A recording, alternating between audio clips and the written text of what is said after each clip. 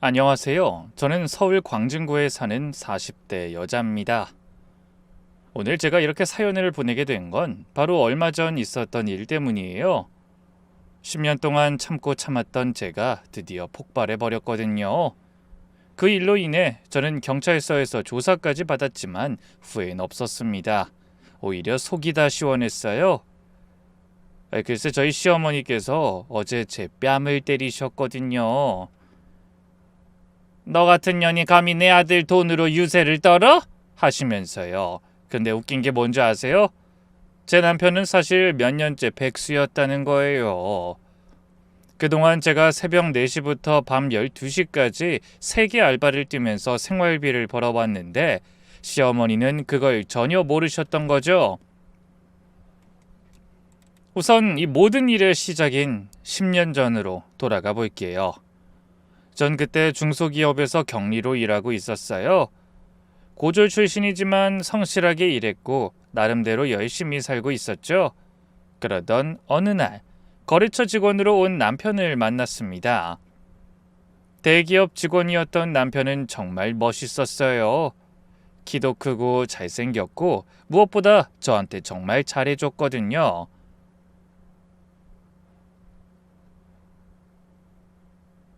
지선 씨, 오늘 저녁 같이 먹을래요? 저는 남편의 제안을 처음엔 거절했어요. 대기업 다니는 사람이 저 같은 고졸 여자한테 왜 관심을 가질까 싶었거든요. 그런데 남편은 포기하지 않았어요. 매일같이 회사로 찾아와서 커피를 사주고 점심을 같이 먹자고 했죠. 저 정말 지선 씨가 좋아요. 그리고 전 학벌이나 지방 같은 거 전혀 신경 안 써요. 그러니까 우리 한번 만나봐요. 그 말에 저는 결국 마음을 열게 됐습니다. 6개월간의 연애 끝에 남편은 결혼을 하자고 했어요. 저는 그 말에 너무 행복했지만 한편으로는 걱정이 됐습니다. 이 상견례를 하면 분명 남편네 부모님이 반대하실 거라고 생각했거든요. 그리고 얼마 후 걱정 속에 상견례 날이 밝아왔습니다. 저희 부모님은 제가 어릴 때 교통사고로 세상을 떠나셨어요. 그래서 저는 부모님 대신 할머니를 모시고 상견례 장소로 갔죠. 그런데 예상대로 시어머니는 대놓고 절 무시하기 시작했습니다. 그래, 지선이 넌 학력이 어떻게 되니? 설마 지방대에 나온 건 아니지? 저는 고등학교까지만 졸업했습니다. 뭐? 고졸? 우리 준수는 스카이 출신인데? 아니, 대학도 안 나온 애가 대체 무슨 생각으로 우리 아들이랑 결혼하겠다는 거야? 예, 너 양심 가출했니? 그러자 저희 할머니께서 참다 못해 말씀하셨어요. 우리 지선이가 비록 대학은 못 갔지만 정말 착하고 성실한 아이입니다. 남편 내조도 잘할 거고요. 내조요? 고졸이 뭘 한다고 내조를 해요. 요즘 같은 세상에 대학도 못 나온 여자가 뭘 할 수 있는데요. 시어머니는 계속해서 독설을 퍼부었습니다. 내가 이런 거 치사해서 안 따지려고 했는데 어르신 동네에서 작은 구멍가게 하신다면서요? 아니 우리 아들이 대한민국에서 제일 잘 나가는 대기업 다니는데 그런 천한 집안이랑 사돈을 맺는다는 게 이게 말이나 되는 겁니까? 그러자 남편이 화를 내며 일어섰어요. 어머니, 정말 너무하시는 거 아니에요? 지선이 정말 좋은 사람이에요. 학벌이나 집안보다 중요한 게 사람 됨됨이잖아요. 너 지금 엄마한테 대들어? 이게 여자한테 완전히 홀렸구나. 너 이 불려시랑 결혼하면 너 호적에서 파버릴 줄 알아? 그렇게 상견례는 엉망이 됐습니다. 시어머니는 밥도 안 드시고 그냥 나가버리셨어요. 할머니는 눈물을 흘리셨고 저도 울음이 터져 나왔습니다. 그 후로 시어머니의 반대는 더욱 극심해졌어요. 하지만 남편은 포기하지 않았습니다. 6개월 동안 꿋꿋이 어머니를 설득했고 결국 네가 그렇게 고집 부리면 어쩔 수 없다. 대신 나중에 후회해도 나한테 울고불고 하지 마라. 라는 조건부 승낙을 받아냈죠. 그렇게 저희는 우여곡절 끝에 결혼식을 올리게 됐는데 결혼식 당일 시어머니가 새까만 한복을 입고 오셨어요. 마치 장례식에 가는 사람처럼 말이죠. 설상가상 시어머니는 나 오늘부로 내 아들 죽었다고 생각하려고 우리 아들이 겨우 저런 애랑 결혼을 한다니. 진짜 내 억장이 다 무너져. 라며 시댁 친척들에게 푸념을 늘어놓으셨죠. 그래도 저는 바보같이 행복했어요. 비록 시어머니의 축복을 받으며 시작하는 결혼은 아니지만 그래도 남편과 함께라면 뭐든 이겨낼 수 있을 거라고 믿었거든요. 하지만 그게 지옥의 시작인 줄은 정말 꿈에도 몰랐습니다. 신혼여행이 끝나고 신혼집으로 들어간 첫날부터 시어머니의 본격적인 며느리 괴롭히기가 시작됐습니다. 새벽 6시 초인종이 미친 듯이 울렸어요. 문을 열자 시어머니가 큰 짐가방을 들고 서 계셨습니다. 뭐야, 너 표정이 왜 그따위야? 아들 집에 시어머니가 오겠다는데? 남편은 당황해서 어쩔 줄 몰라 했고 저는 억지로 웃으며 시어머니를 맞이했습니다. 시어머니는 집에 들어오자마자 구석구석을 살피며 트집을 잡기 시작했어요. 이게 뭐야? 먼지가 이렇게 많은데 청소는 했어? 역시 못 배운 티가 나네. 아유, 너 같은 게 우리 며느리라니 정말 창피해서 얼굴을 못 들고 다니겠어. 그날부터 시어머니는 일주일에 3번은 꼭 오셨어요. 그리고 오실 때마다 제가 하는 모든 일에 트집을 잡으셨죠. 밥을 해도 이걸 지금 밥이라고 차린 거니? 야, 이건 개도 안 먹겠다. 빨래를 해도 빨래도 제대로 못하는 년이라고 하셨어요. 그렇게 피마르는 시간들이 지나고 어느새 결혼 후 맞이하는 첫 명절이 다가왔습니다. 저는 시댁에 가기 전날부터 떨렸어요. 안 그래도 저를 싫어하시는 시어머니가 친척들 모인 자리에서 어떤 일을 벌이실지 무서웠거든요. 그리고 역시나 제 예상은 빗나가지 않았습니다. 전을 부치고 있는데 시어머니가 부엌으로 들어오시더니 바로 타박을 하시더군요. 야, 너는 어떻게 된 애가 전도 제대로 못 부치니?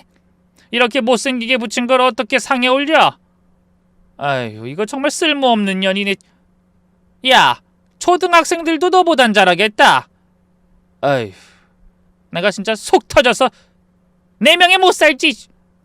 저는 눈물이 났지만 꾹 참았어요. 명절 음식을 준비하는 내내 고절 주제, 못 배운 티, 아유 우리 아들이 불쌍해 같은 말들을 수없이 들어야 했죠. 솔직한 심정으로는 당장이라도 시댁을 뛰쳐나가고 싶었어요. 하지만 저는 남편을 생각해서 참았습니다. 그런데 시어머니의 횡포는 날이 갈수록 심해지기만 했죠. 결혼 2년 차가 되던 어느 날 시어머니가 또 저희 집에 찾아오셨습니다. 이번엔 아예 큰 가방을 들고 오셔서는 당분간 여기서 지낼 거야. 너 같은 게 집에서 빈둥대면서 우리 아들 돈이나 축내고 있는지 감시해야겠어. 라고 선언하셨죠. 저는 그때도 회사에 다니고 있었는데 시어머니는 제가 집에서 놀고 있다고 생각하셨어요. 아침에 출근하려고 준비하면 어디가 남편 밥도 안 해주고 하시고 저녁에 퇴근해서 들어오면 이 시간까지 어디서 놀다 왔어? 라고 의심하셨죠. 하루는 제가 회사 서류를 집에서 검토하고 있었어요. 그런데 시어머니가 갑자기 제 뒤로 다가오시더니 서류를 낚아채셨습니다. 너 같은 게 뭘 안다고 이런 걸 봐? 시어머니가 제 서류를 낚아채며 비웃었습니다. 그 서류는 거래처 견적서와 계약서였는데 내일 아침 회의 때 발표해야 하는 중요한 자료였어요.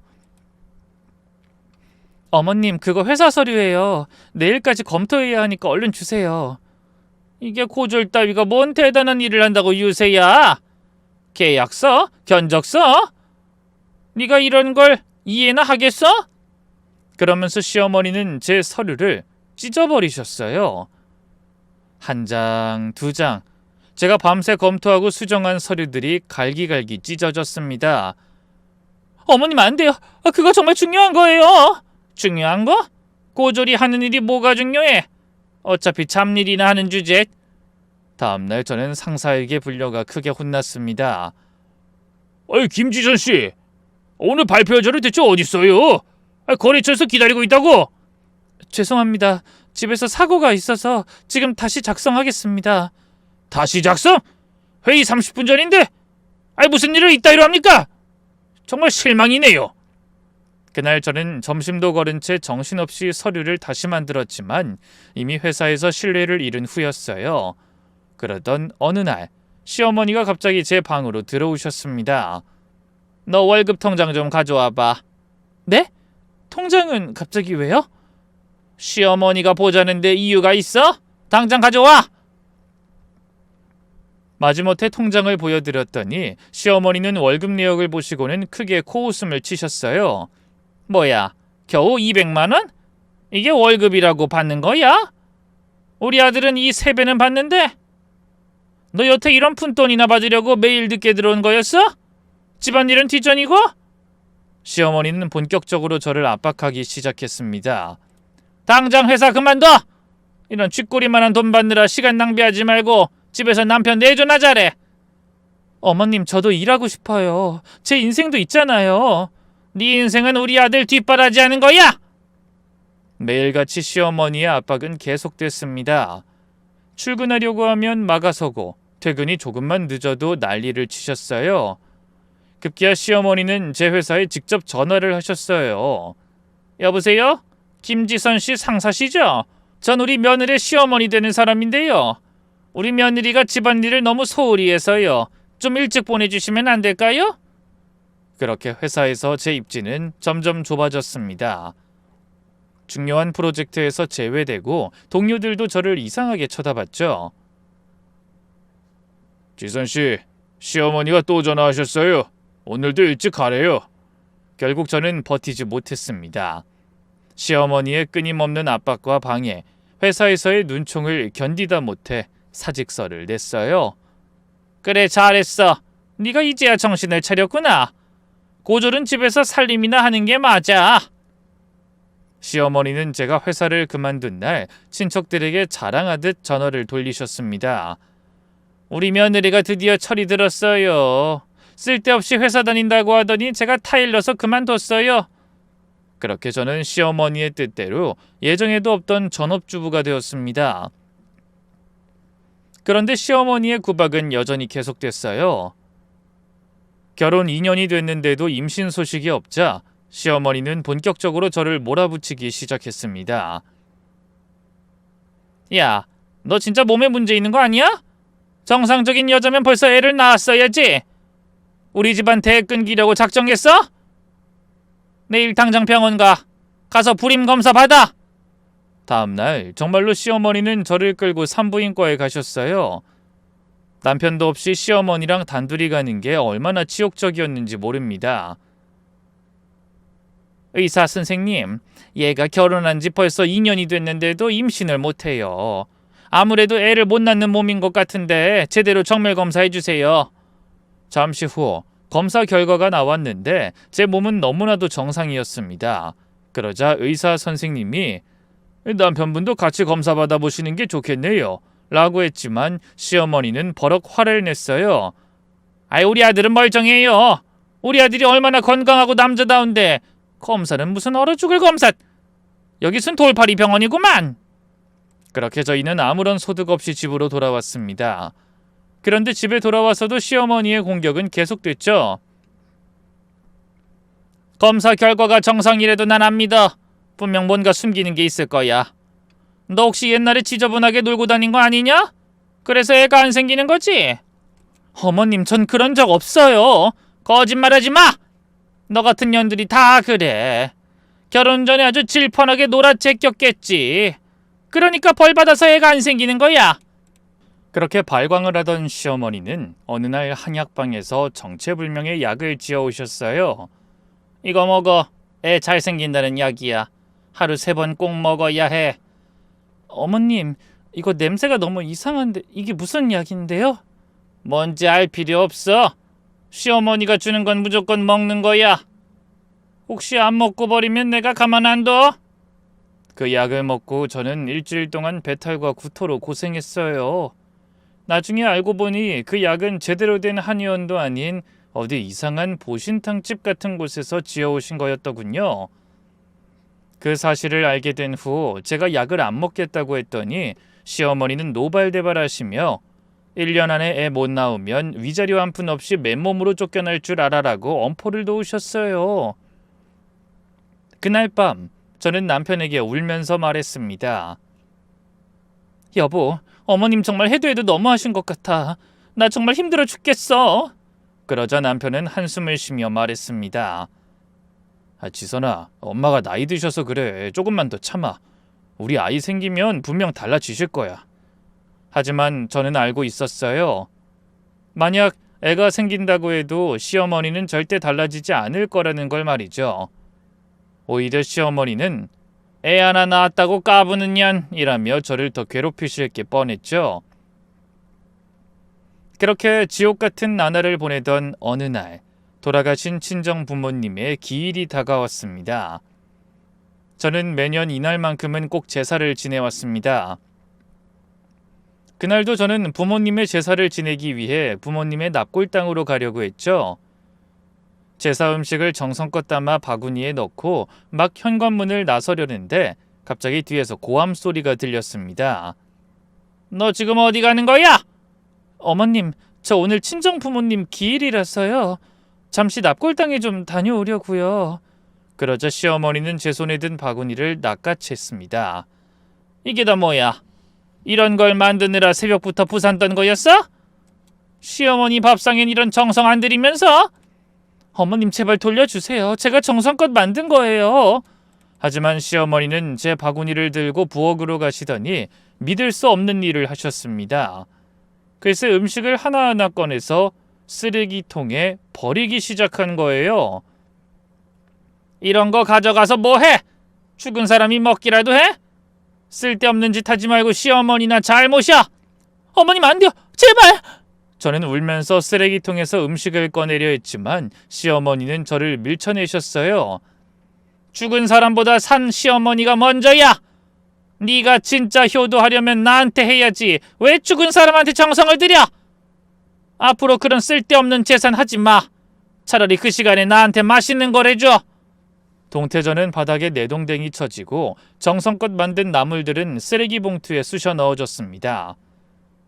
새벽 4시부터 일어나 만든 음식들이 한순간에 쓰레기가 되는 걸 보며 저는 무너져 내렸어요.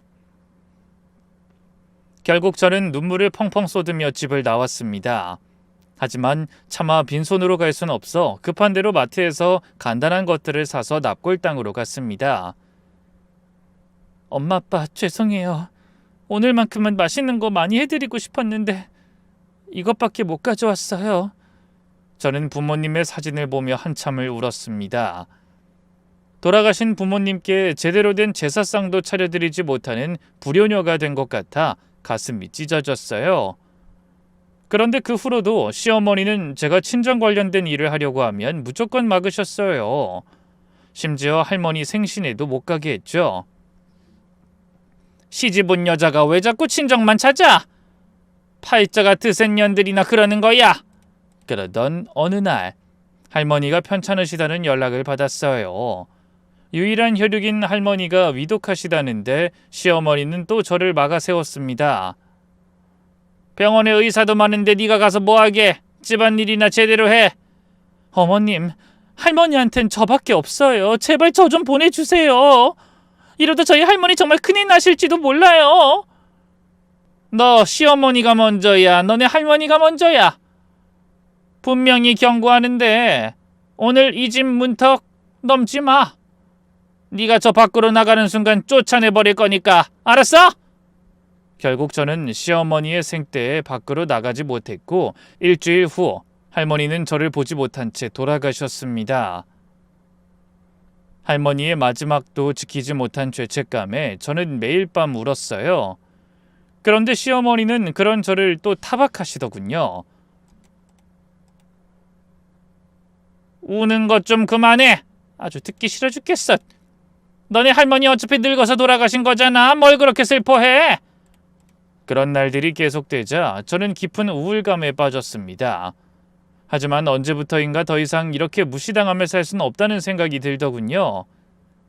시어머니가 저를 무시하는 가장 큰 이유가 제가 고졸이라는 거잖아요. 그렇다면 자격증이라도 따서 당당해지고 싶었습니다.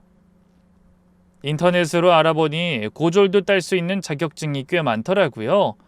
그 중에서 사회복지사 자격증에 눈길이 갔습니다. 온라인 수업을 들으면서 공부할 수 있고 자격증을 따면 취업도 가능하다고 했어요. 그래서 저는 남편과 시어머니 몰래 인터넷 강의를 신청했습니다. 교재는 택배로 받을 수 없어 직접 서점에 가서 샀어요. 집에 들어올 때는 장본 물건 사이에 숨겨서 들어왔죠.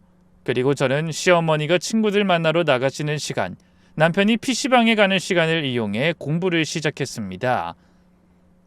처음엔 너무 어려웠어요. 고등학교 졸업 후 공부를 안 한 지 너무 오래됐으니까요. 하지만 저는 포기하지 않았습니다. 이게 제 인생을 바꿀 유일한 기회라고 생각했거든요. 새벽 4시에 일어나 시어머니가 깨기 전까지 2시간, 오후에 시어머니가 낮잠 주무실 때 1시간, 이렇게 하루 3시간씩 공부했어요.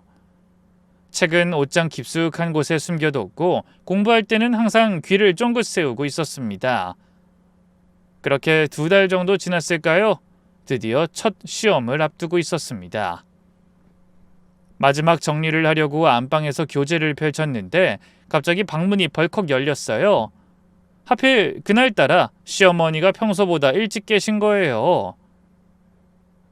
저는 황급히 책을 덮으려 했지만 이미 늦었습니다. 너 지금 뭐하니? 이게 뭐야? 사회복지사? 시어머니는 제 책을 빼앗아 들고는 크게 웃으셨어요. 고졸이 무슨 자격증이야? 야, 너 주제 파악 좀 해. 네가 이런 거 할 머리가 있을 것 같아? 대학도 못 간 주제에 자격증? 정말 웃기고 자빠졌네. 야, 너 같은 게 사회복지사가 뭔지나 알아? 남 도와주기 전에 네 주제부터 알아야지. 그러시더니 갑자기 책을 찢기 시작하셨어요. 어머님 안 돼요. 그거 비싸요. 어차피 이 책도 다 우리 아들 돈으로 산 거 아니야? 그럼 내가 찢어도 되지. 찢어진 책장들이 눈발처럼 흩날렸습니다. 2달 정도 밑줄 긋고 필기하며 공부한 흔적들이 산산조각 났어요. 시어머니는 거기서 멈추지 않으셨습니다. 글쎄 제 방을 뒤지기 시작한 거예요. 또 뭐 숨겨놨어? 다 꺼내! 옷장 깊숙이 숨겨둔 문제집들, 요약 노트들이 모두 발각됐습니다. 시어머니는 그것들을 들고는 마당으로 나가시더니 라이터를 가져오셨어요. 그리고는 제 책들을 모아서 불을 지르기 시작했습니다. 어머님 제발, 그거 정말 열심히 공부한 거예요. 그 시간에 우리 아들 뒷바라지나 잘했어야지. 이런 건 네 분수에 안 맞아. 타오르는 불꽃 속에서 제 꿈도 함께 타들어갔습니다. 눈물이 하염없이 흘렀어요. 남편은 그저 멀거니 서서 구경만 하고 있었고요. 앞으로 이런 짓 또 하면 가만 안 둬. 우리 아들 시중이나 잘 들어. 그게 네가 할 일이야. 그날 밤 저는 잠을 이룰 수 없었습니다. 그래서 남편에게 하소연을 해봤죠. 여보, 나도 뭔가 하고 싶어. 평생 이렇게 살 순 없잖아. 내 생각엔 이 엄마 말에도 일리가 있어. 굳이 힘들게 공부해서 뭐하게. 그냥 편하게 살아. 편하게? 매일 무시당하고 구박받는 게 편한 거야? 조금만 참아. 엄마도 나이 드시면 달라지실 거야. 하지만 시어머니의 감시는 더욱 심해졌습니다. 제가 외출할 때마다 또 공부하러 가는 거 아니야? 라고 의심했고 집에 있을 때도 수시로 제 방을 확인하셨어요. 그러던 어느 날 시어머니 친구분이 집에 놀러 오셨는데 며느리 자랑을 하시더라고요. 우리 며느리가 이번에 공인중개사 자격증 땄잖아. 아이고 좋겠네. 똑똑한 며느리 둬서. 시어머니는 기분이 상하셨는지 저를 쏘아보셨어요. 우린 며느린 그런 거에 일절 관심이 없어. 집에서 살림이나 하는 게 제일 좋대. 그치? 네, 그럼요. 어머님 말씀이 다 맞아요. 그 친구분이 가신 후 시어머니는 또 저를 닥달하셨습니다. 저 집 며느리는 대졸에 자격증도 따는데 넌 대체 뭐니? 그러니까 네가 무시당하는 거야. 어머님이 공부 못하게 하셨잖아요. 뭐? 너 지금 시애미한테 말 대답하는 거냐? 하여튼 이래서 부모 없이 막 자란 것들은 안 된다니까. 이거 봐. 어른한테 눈 동그랗게 뜨고 대드는 거. 아유, 진짜 내가 보살이지. 시어머니의 말씀이 비수처럼 가슴에 꽂혔지만 저는 포기하지 않았습니다. 언젠가는 제 날개를 펼칠 기회가 올 거라고, 그때를 위해 준비해야 한다고 마음속으로 다짐했어요. 하지만 그 기회는 제가 상상도 못한 방식으로 찾아왔습니다. 남편의 회사에서 일어난 충격적인 사건과 함께 말이죠. 결혼 3년차 겨울, 평소보다 일찍 퇴근한 남편의 얼굴이 유난히 창백하더군요. 그러더니 곧이어 거실 바닥에 주저앉아 머리를 감싸쥐었어요. 여보, 왜 그래? 무슨 일 있어? 남편은 한참을 말없이 있다 떨리는 목소리로 말했습니다. 지선아, 나 회사에서 잘렸어. 뭐? 갑자기 왜? 처음엔 구조조정인 줄 알았습니다. 하지만 남편이 꺼낸 다음 말에 저는 충격을 받았어요. 내가 회사 돈을 좀 빼돌렸는데 그게 회계 감사에서 걸렸어. 그게 무슨 소리야? 당신이 왜 회사 돈을 빼돌려? 남편은 고개를 들지 못한 채 울먹였습니다. 도박비 때문에 어쩔 수 없었어. 처음엔 조금만 쓰고 갚으려고 했는데 빚이 막 눈덩이처럼 불어나니까 나도 모르게 그만. 지선아, 나 이제 어떡하지? 정말이지 제 귀로 듣고도 믿을 수가 없었습니다. 성실하고 모범적이던 남편이 도박이라니, 그것도 회사 돈까지 손을 댔다니. 저는 일단 침착하게 상황을 파악해 보기로 했죠. 대체 회사 돈을 얼마나 빼돌린 건데? 3억. 뭐? 3억? 그 순간 저도 다리에 힘이 풀려 바닥에 주저앉았습니다. 남편은 제 손을 잡으며 애원했어요.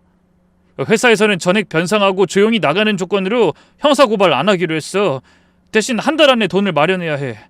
한 달 안에 3억을? 그게 어떻게 가능해? 그리고 사실 사채빚도 있어. 그것까지 합치면 총 5억이야.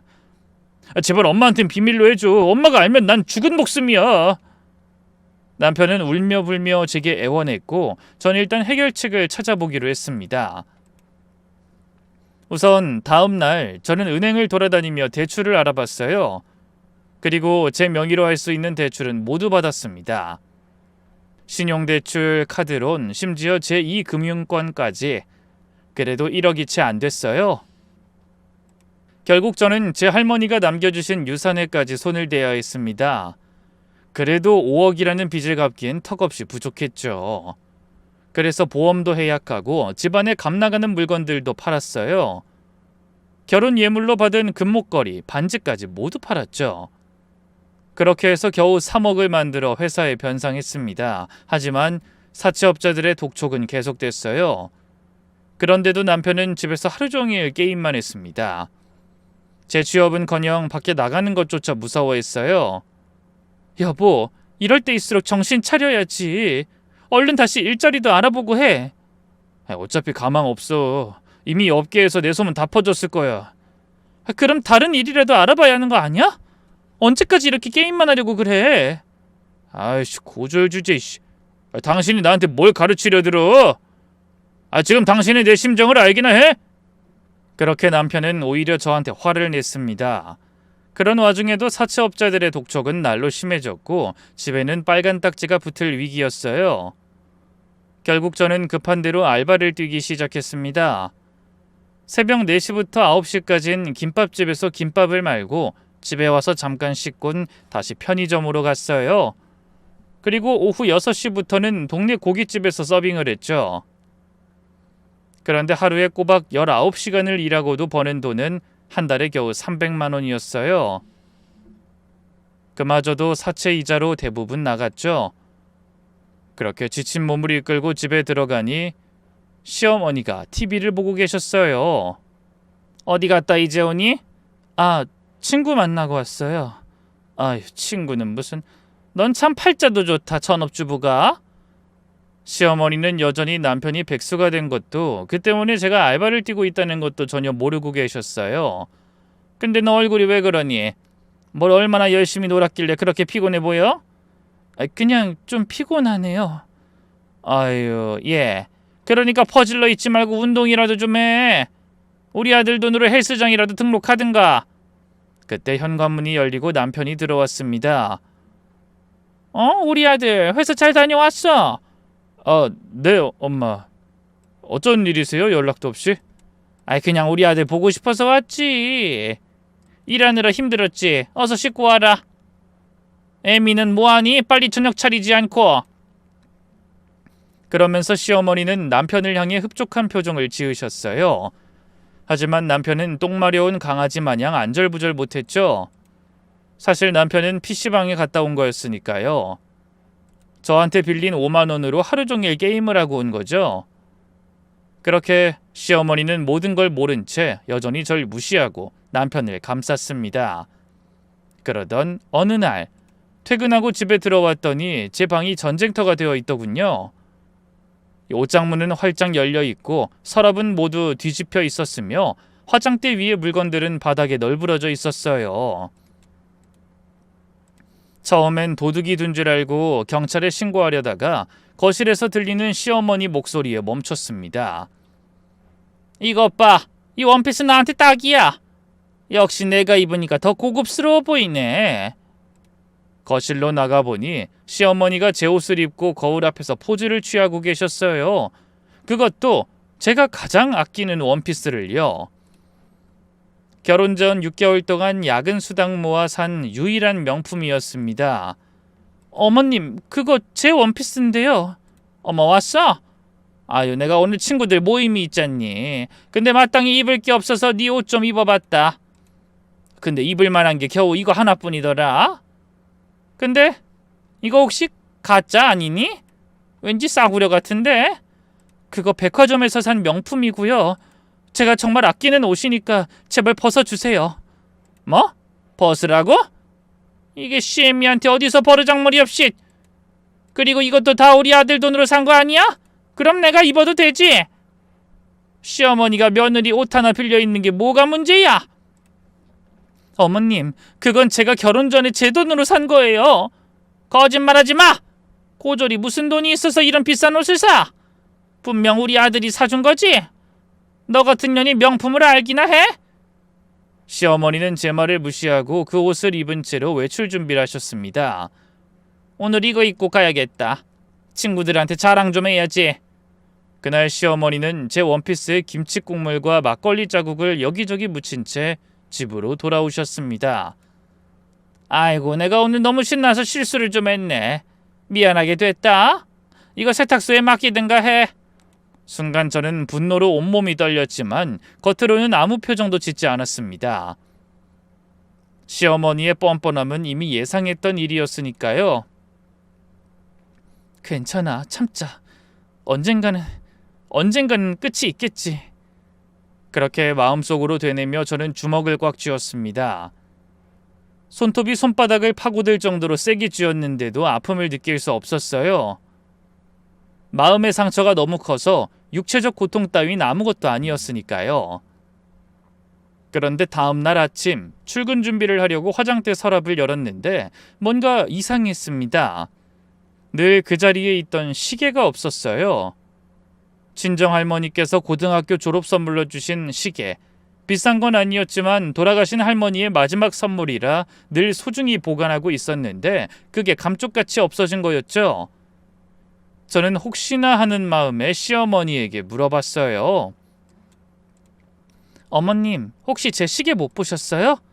시어머니는 TV를 보시다가 힐끔 저를 쳐다보며 대답하셨습니다. 시계? 아, 그 낡은 거?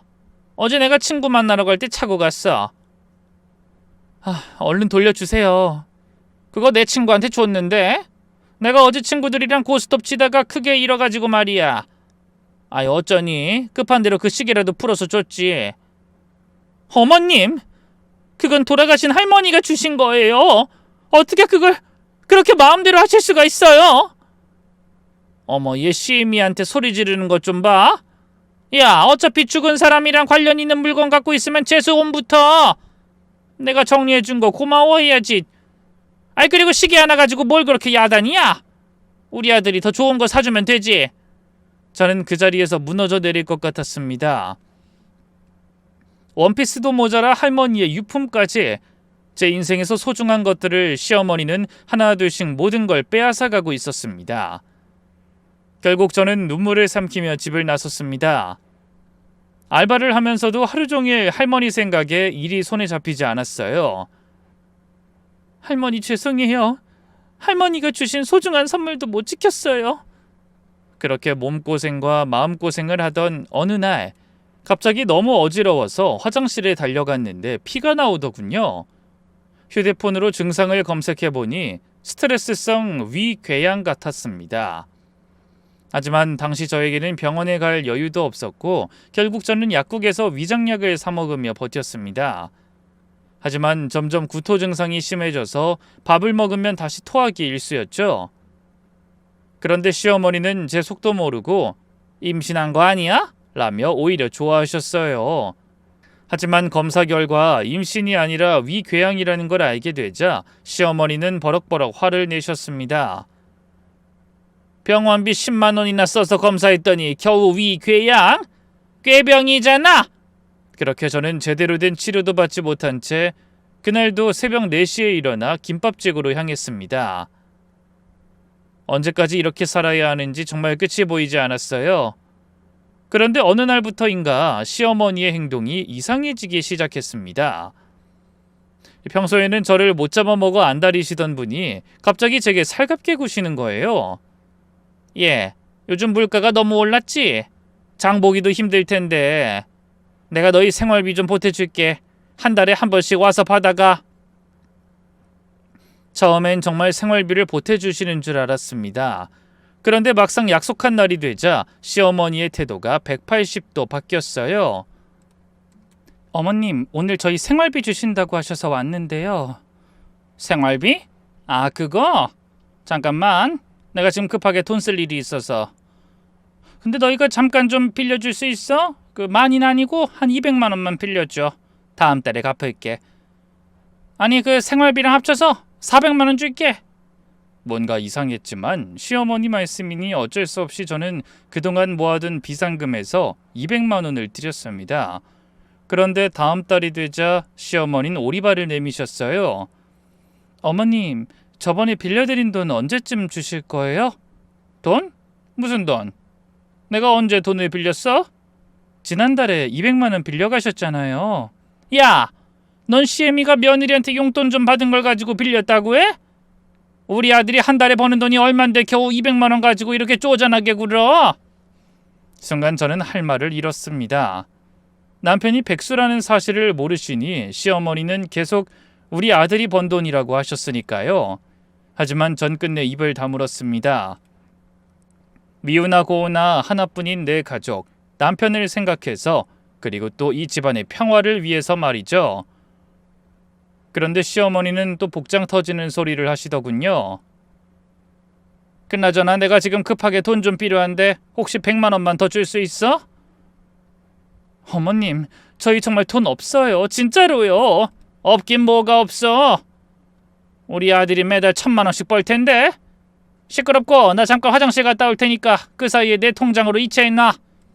시어머니는 벌컥 짜증을 내며 화장실로 가셨습니다. 저는 한숨을 쉬며 소파에 주저앉았어요. 도대체 언제까지 이런 답답한 상황을 이어가야 하는 건지 머리가 다 지끈거릴 지경이었죠.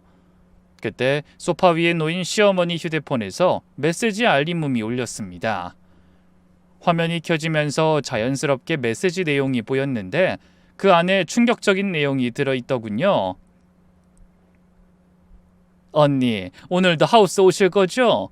어제 잃은 200만 원 다시 따야죠. 킥킥. 네, 정말 믿기지 않지만 시어머니는 제게 빌린 돈을 도박에 써버렸던 겁니다. 정말이지 그 부모의 그 아들이라고. 제 남편이 어쩌다 회사 돈까지 빼돌리며 노름에 빠졌나 했더니 시어머니를 고스란히 닮은 거였어요. 피는 못 속인다더니 도박에 미친 어머니 밑에서 자란 아들이 똑같이 도박으로 인생을 망친 거였습니다. 그동안 남편의 도박 중독이 어디서 시작됐나 의문이었는데 이제야 퍼즐이 맞춰지는 기분이었어요. 그때 시어머니가 화장실에서 나오시더니 태연하게 물으셨습니다. 100만 원 이체했냐? 저는 떨리는 목소리로 물었습니다. 어머님, 설마 도박하세요? 시어머니의 얼굴이 순간 굳었다가 이내 능청스러운 표정으로 바뀌었습니다. 도박? 무슨 헛소리야? 내가 그런 상스러운 짓을 왜 해? 그럼 이 문자 메시지는 뭐예요? 저는 시어머니의 휴대폰을 들어 화면을 보여드렸습니다. 하우스에서 200만 원 잃었다는 이 메시지는 뭐냐고요? 그러자 시어머니의 얼굴이 벌겋게 달아올랐습니다. 뭐야? 너 지금 남의 휴대폰 몰래 봤어? 네가 이제 하다하다 시어머니 뒷조사까지 하는구나. 이거 정말 상종 못할 징그러운 년이네. 어머님, 지금 그게 중요해요? 제가 빌려드린 200만 원 도박으로 다 날리셨잖아요. 그래서 그게 어때서? 내가 내 돈 쓰는데 네가 뭔데 참견이야? 내 돈이라뇨. 그거 제가 빌려드린 거잖아요. 어머님, 제발 이러지 마세요. 지금 이러실 때가 아니에요. 지금 준수 씨도 도박 때문에 회사에서 해고됐는데. 바로 그때 시어머니가 제 뺨을 때렸습니다. 닥쳐! 이게 어디서 그따위 망발의 짓거리야? 내가 니년 거짓말에 속을 줄 알고? 그리고 내가 이렇게 된 게 다 누구 때문인데? 너같이 모자란 며느리 들여서 내가 화병 나서 그런 거 아니야? 학벌도 없고 집안도 없고 얼굴도 별로고 그런 년이 우리 집에 들어와서 매일 내 속을 썩이니까 내가 스트레스를 풀 때가 필요한 거 아니야? 시어머니는 제 어깨를 거칠게 밀쳤습니다. 당장 꺼져! 꼴도 보기 싫어! 네가 여기 있으면 내 속만 더 뒤집어지니까 당장 나가! 시어머니는 현관문을 벌컥 열고 저를 밖으로 밀어냈습니다. 쾅! 문이 닫히는 소리가 복도에 울렸어요. 그렇게 신발도 제대로 신지 못한 채 맨발로 아파트 복도에 서 있는데 정말 머리가 지끈거리고 아프더군요. 이게 뭐하는 짓인가. 시어머니 집 앞 복도에 맨발로 서 있는 제 모습이 너무나 초라했습니다. 지나가는 이웃이 있을까봐 주위를 둘러봤지만 다행히 늦은 오후라 복도는 텅 비어 있었어요. 이 상황을 어떻게든 해결해야 했지만 도무지 방법이 보이지 않았죠. 일단 당장 신발이 없는 게 문제였습니다. 맨발로 집까지 걸어갈 수는 없으니까요. 저는 우선 떨리는 손으로 휴대폰을 꺼내 남편에게 전화를 걸었습니다. 여보, 나 지금 어머님 집 앞인데. 왜? 무슨 일 있어? 게임 소리가 전화기 너머로 들렸습니다. 남편은 역시나 게임 중이었죠. 어머님이 화나셔서 날 밖으로 내쫓으셨어. 근데 신발도 못 신고 나와서 지금 신발 좀 가져다 줄 수 있어? 지금? 남편의 목소리에 난감함이 묻어났습니다. 나 지금 맨발이야. 빨리 좀 가져다 줘. 그게 지금 곤란한데. 뭐? 왜? 지금 중요한 게임 중이라서 지금 내가 빠지면 팀원들한테 민폐야. 순간 귀를 의심했습니다. 아내가 맨발로 밖에 서 있다는데 게임이 더 중요하다니 이 사람이 지금 제정신인가 싶었죠. 여보, 나 지금 맨발이라고. 이러고 집까지 어떻게 가? 그럼 미안한데 한 1시간만 기다려줄 수 없어?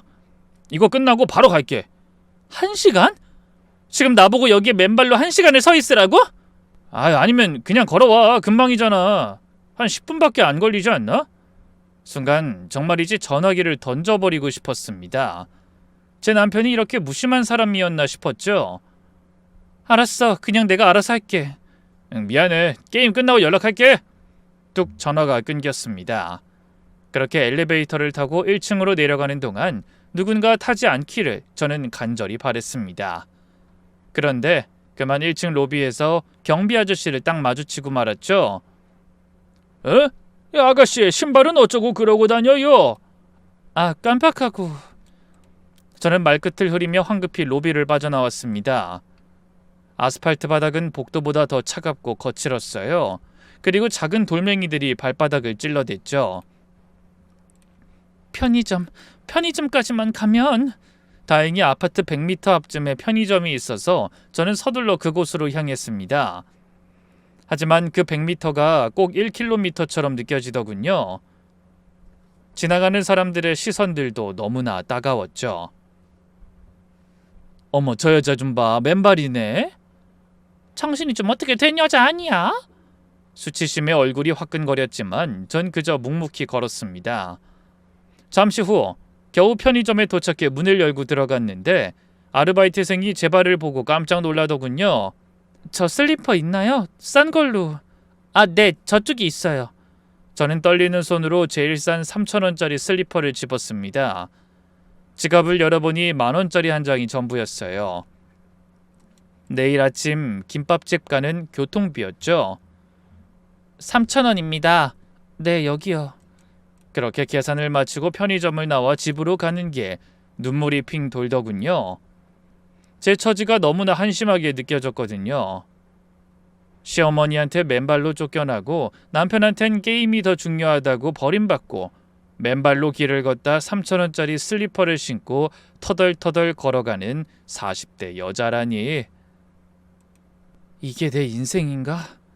그런 생각을 하며 집에 도착하니 남편은 여전히 게임 중이었습니다. 남편은 헤드셋을 쓰고 신나게 소리를 지르고 있었어요. 나이스! 잡았다! 아, 역시 내가 에이스지! 남편은 제가 들어온 것도 모르는 눈치였습니다. 저는 그런 남편을 보고 한숨을 한번 내쉬고는 제 발을 살펴봤습니다. 발바닥을 보니 여기저기 상처가 나 있었어요. 피가 조금씩 나고 있었지만 제겐 약을 바를 기력도 없었습니다. 저는 그냥 침대에 쓰러져 눈을 감았어요. 내일도 새벽 4시에 일어나야 하니까요. 그런데 제 시련은 여기서 끝이 아니었습니다. 새벽 2시쯤 됐을까요? 쾅쾅쾅! 현관문이 부서질 듯한 소리에 저는 잠에서 깼습니다. 처음엔 꿈인가 싶었는데 계속되는 굉음에 벌떡 일어났어요. 뭐야? 무슨 일이야? 남편도 놀라서 게임을 하다 말고 방에서 나오더군요. 열어! 당장 열라고! 그건 시어머니의 목소리였습니다. 남편이 황급히 문을 열자 시어머니가 술에 잔뜩 취한 채 비틀거리며 들어오셨어요. 엄마, 이게 무슨 꼴이에요? 시어머니의 모습은 처참했습니다. 머리는 헝클어져 있었고 옷은 여기저기 찢어져 있었으며 한쪽 구두는 벗겨진 채였어요. 얼굴은 술 기운으로 벌겋게 달아올라 있었고 눈은 초점을 잃고 있었습니다. 이게 다 누구 때문인데? 시어머니는 저를 손가락으로 가리키며 소리쳤습니다. 전년 때문이야. 전년이 돈을 안 빌려줘서 오늘 큰 건을 놓쳤다고! 시어머니는 휘청거리며 거실로 들어왔습니다. 술 냄새가 진동했어요. 100만 원만 있었으면 오늘 3배로 불렸을 텐데 이게 다 너 때문이야! 고래고래 소리를 지르는 시어머니를 보며 저는 오만정이 다 떨어졌습니다. 이젠 정말 한계였어요. 어머님, 도박으로 돈을 불린다는 게 말이 돼요? 제발 말 같지도 않은 말 좀 그만하시고 정신 좀 차리세요. 그때 시어머니가 갑자기 제 머리채를 잡았습니다. 이 년이 내 아들이 번 돈으로 지가 유세네? 고졸주제 거지 같은 년이! 머리가 쥐어뜯기는 아픔에 저는 정신이 아득해졌습니다. 하지만 그 순간 제 안에서 무언가가 폭발했어요. 그리고 그동안 쌓여왔던 분노가 한꺼번에 터져나오기 시작했죠. 네 백수 아들 데리고 내 집에서 당장 꺼져! 전 그렇게 소리치며 저 역시 시어머니의 머리채를 쥐어뜯기 시작했습니다. 그렇게 시어머니와 저는 서로의 머리를 잡고 뒹굴기 시작했어요. 백수, 게임 중독자, 네 쓰레기 아들 필요 없으니까 당장 데리고 나가라고! 이년이 감히 내 아들을 모함해? 이 와중에도 남편은 멍하니 서서 구경만 하고 있었습니다. 도와줄 생각은 않고 엄마, 지선아 그만해! 하고 소리만 질렀죠. 그 사이 시어머니가 제 얼굴을 핥히기 시작했습니다. 저는 시어머니의 팔을 붙잡고 냅다 밀쳐버렸죠. 거실은 순식간에 아수라장이 됐어요. 화분이 깨지고 테이블이 넘어가고 리모컨이 날아다녔죠. 경찰 불러! 이년이 시어머니를 때려! 불러요! 나도 당신 고소할 거니까! 그렇게 서로를 노려보며 씩씩거리고 있는데 현관문이 열리며 경찰 2명이 들어왔습니다. 아마 소란을 들은 이웃이 신고한 것 같았어요. 실례합니다. 경찰입니다. 진정들 좀 하시고요. 일단 무슨 상황인지 설명 좀 해주시겠습니까? 시어머니와 저는 동시에 손가락으로 서로를 가리켰습니다. 저 여자가 시어머니인 저를 폭행했어요. 고소할 거예요. 저도 고소할 거예요. 이분이 절 먼저 때렸어요. 경찰관이 한숨을 쉬며 수첩을 꺼냈습니다. 예, 한 분씩 차례대로 말씀해 주세요. 어르신부터 하시죠. 왜 싸우신 겁니까? 시어머니가 입을 열려다가 갑자기 입을 다물었습니다. 그도 그럴 게 도박하려고 며느리한테 100만 원 빌리려다가 거절당해 화가 났다는 말은 할 수 없었겠죠. 그게 저게 저한테 막 대들고 우물쭈물하는 시어머니를 보며 제가 나섰습니다. 제가 설명드릴게요. 시어머니가 도박 자금으로 저한테 100만 원 요구하셨어요. 제가 거절하니까 분에 못 이겨서 절 폭행하신 거예요. 뭐? 도박이요? 경찰관들이 시어머니를 쳐다봤습니다. 거짓말이에요. 내가 언제 도박을... 아유, 저게 뭐 생사람을 잡네? 시어머니가 뻔뻔하게 거짓말을 하거나 말거나 저는 진술을 이어갔습니다. 제 남편은 얼마 전에 공금 횡령으로 회사에서 해고됐고 지금까지 백수예요. 제가 새벽부터 밤까지 3개 알바 뛰면서 이 집 생활비 벌고 있죠. 근데 시어머니는 그 돈을 도박 자금으로 빼가시려고 하신 거예요. 그러자 시어머니가 버럭 소리를 질렀습니다. 아유, 경찰관님들, 지금 얘가 하는 소리 다 새빨간 거짓말이니까 믿으시면 안 돼요. 우리 아들은 대기업 직원이고 저 여잔 겨우 고졸 나부랭이라고요.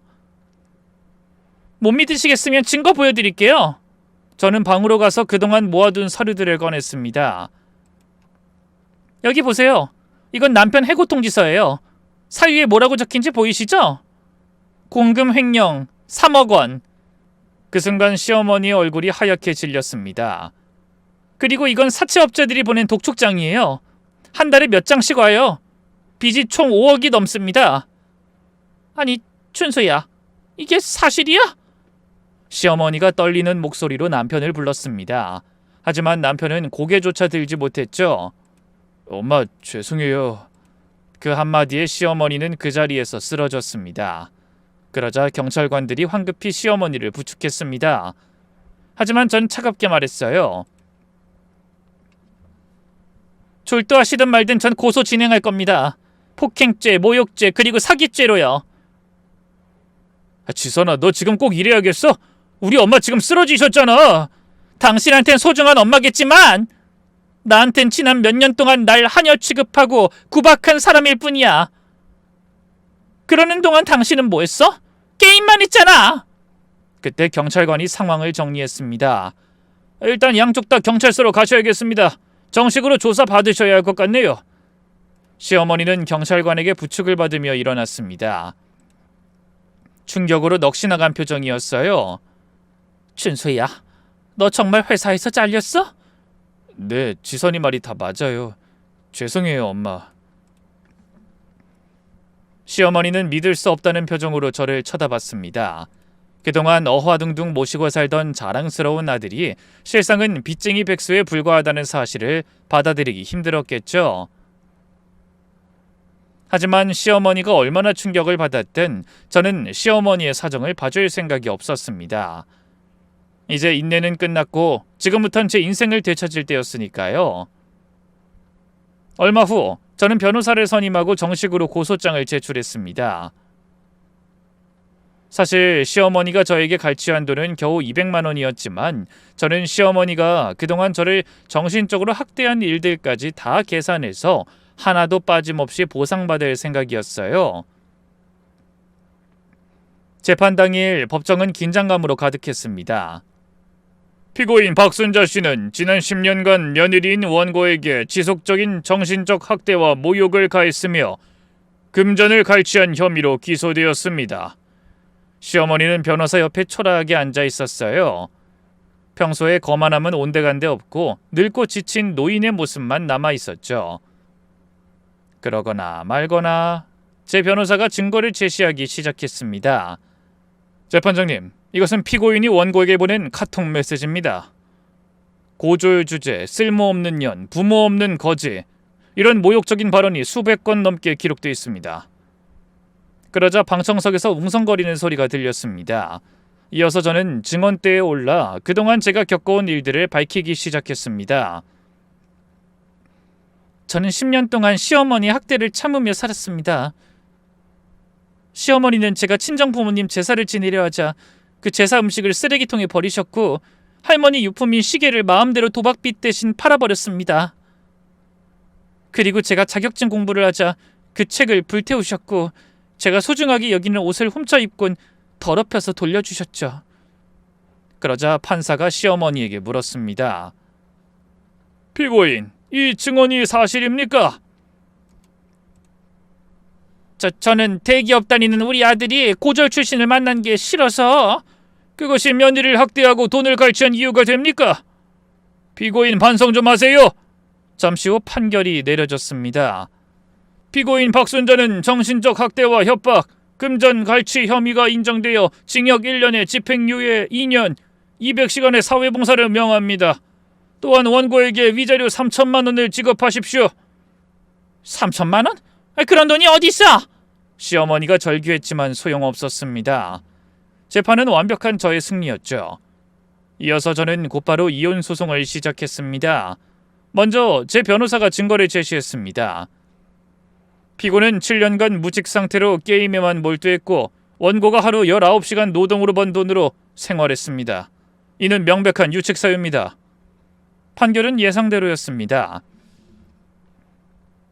원고의 청구를 인용한다. 피고는 원고에게 위자료 5천만 원 지급하고 재산 분할로 전세 보증금의 80%를 원고에게 지급하라. 그렇게 이혼이 확정된 날, 저는 10년 만에 처음으로 자유를 느꼈습니다. 건너 들어보니 남편과 시어머니는 집을 판 뒤 작은 고시원으로 들어갔다고 하더군요. 도박빚에 재판 비용까지 더해져 완전히 빈털터리가 되어버린 거죠. 한때 우리 아들이 대기업 다닌다며 으스대던 시어머니는 이제 정부 보조금으로 겨우 끼니를 때우고 게임 좀 하면 어때 하던 남편은 이제 막노동으로 하루하루를 연명한다니 인과응보라는 게 정말 있나 봅니다. 반면 저는 새 출발을 했어요. 위자료와 재산 분할로 받은 돈으로 작은 반찬 가게를 차렸고 이젠 누구의 며느리도 아내도 아닌 김지선으로 당당하게 살아가고 있습니다. 오늘도 저는 제 가게에서 웃으며 손님을 맞이합니다. 더 이상 새벽 4시에 일어날 필요도 누군가의 눈치를 볼 필요도 없는 제 인생을 살면서 말이죠. 여기까지 제 굴곡진 인생 이야기였는데요. 사실 이 이야기를 꺼내기까지 많은 고민이 있었어요. 10년간의 아픔을 다시 되짚어보는 것도 쉽지 않았고 누군가는 그래도 시어머니인데 그래도 남편인데 하며 저를 비난할지도 모른다는 두려움도 있었습니다. 하지만 저와 같은 처지에 있는 분들이 분명 계실 거라 생각했어요. 시댁의 무시와 학대에 시달리면서도 참는 게 미덕이라며 견디고 계신 분들, 그래도 가족인데 라는 말에 갇혀 자신의 인생을 포기하고 계신 분들께 조금이나마 용기를 드리고 싶었습니다. 여러분, 참는 것이 능사는 아니에요. 때로는 이제 그만이라고 외칠 용기가 필요합니다. 지금 제 이야기를 듣고 계신 분 중에 저와 비슷한 상황에 계신 분이 있다면 부디 용기를 내서 자신의 행복을 찾으시길 바래요. 진심으로 여러분을 응원하겠습니다. 감사합니다. 안녕히 계세요.